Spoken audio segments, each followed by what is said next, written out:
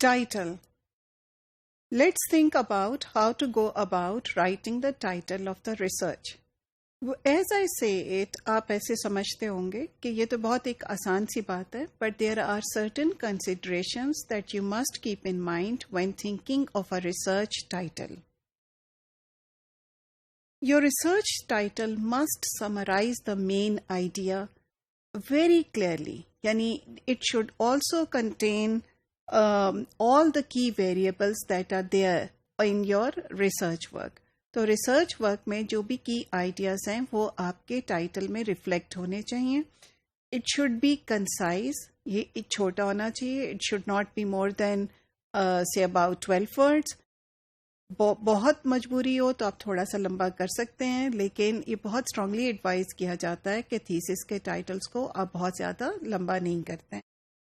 It must highlight key variables. Key variables سے مراد یہ ہے کہ وہ تمام چیزیں یا وہ 3-4 چیزیں جو کہ آپ کے ریسرچ کو ڈیفائن کرتی ہیں, وہ جو اس کے جو ایسپیکٹس ہیں, that those must appear in the title.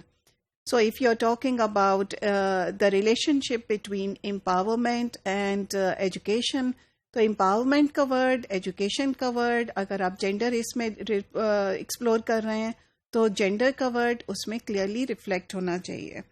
So that means it should be fully explanatory. Fully explanatory سے مراد یہ ہے کہ وہ اپنے آپ میں ایک کمپلیٹلی ریفلیکٹ کرے کہ آپ کے تھیسس میں کیا فوکس ہے اور اس میں کس قسم کا کانٹینٹ پایا جا سکتا ہے.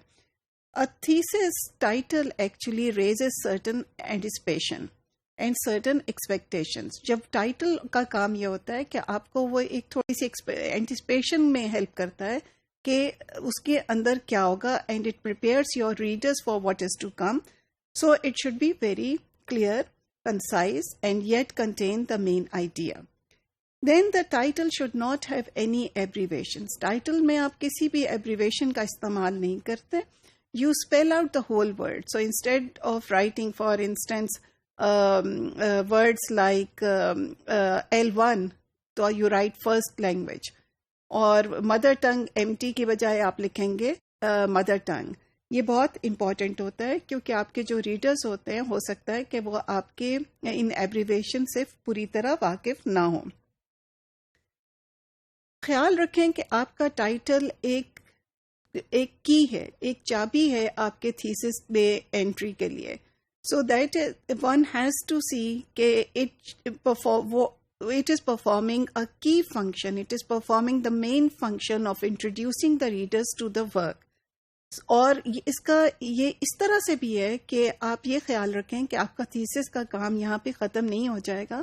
آپ کا تھیسس چلا جاتا ہے ہائر ایجوکیشن کے ڈیٹا بینک میں یا آپ کے اسی طرح جو آپ کی یونیورسٹی کے ڈیٹا بینک میں, اور جو آنے والے اسٹوڈنٹس ہوتے ہیں وہ کچھ کی ورڈز کا استعمال کرتے ہیں جس طرح آپ نے کیا ہوگا اس کام کو ڈھونڈنے کے لیے یا اس ریسرچ ورک کو ڈھونڈنے کے لیے جو کہ ان کے کام سے ریلیٹ کرتا ہے. اور اگر یہ ورڈز جو کہ آپ نے اپنے ٹائٹل میں استعمال کیے ہیں وہ کلیئر نہیں ہے اور وہ کلیئرلی ریلیونٹ نہیں ہے اس کام سے جس کام پہ جو کہ کام آپ کے تھیسس میں موجود ہے, تو it will be difficult for the readers to access your work. اور جو ریسرچ ورک ہوتا ہے وہ ہمیشہ اس لیے ہوتا ہے کہ دوسرے لوگ اس کو پڑھیں اور وہ جو نیکسٹ ریسرچ کریں اس کے اوپر بلڈ اپون کریں. So title when you are thinking about the title, think about it very carefully. Title کا علیحدہ سے جس طرح سے آپ کو معلوم ہوگا, ٹائٹل کا جو ہے وہ ایک علیحدہ پیج پہ اپیئر ہوتا ہے. اس کے نیچے آپ اپنا نام لکھتے ہیں, ایسوسیشن لکھتے ہیں اور سپروائزر کا نام آتا ہے. مختلف یونیورسٹیز کا کئی دفعہ کوئی فارمیٹ ہوتا ہے اور اس لیے جب آپ اس کا فارمیٹ بنوائیں تو اپنے سپروائزر کو ضرور دکھا دیں.